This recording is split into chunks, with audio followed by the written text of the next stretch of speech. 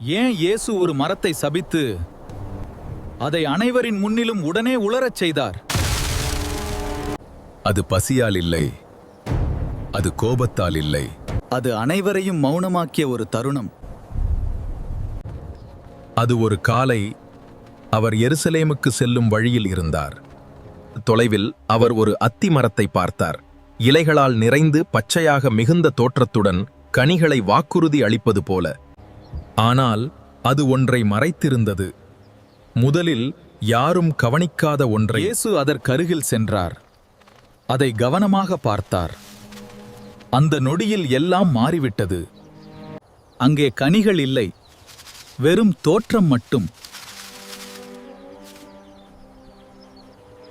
காண்பது இருந்தும் உள்ளே வெறுமை இருக்க முடியும் என்பதை சிஷ்யர்கள் புரிந்து கொள்ளவில்லை. ஆனால் அது எப்படி முடியும்?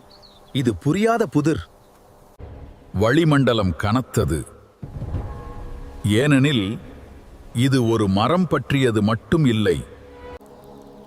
பின்னர் அது நடந்தது. இயேசு பேசினார்.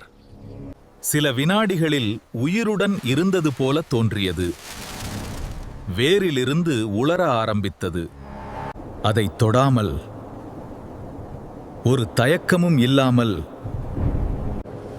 அங்கே உண்மை வெளிப்பட்டது.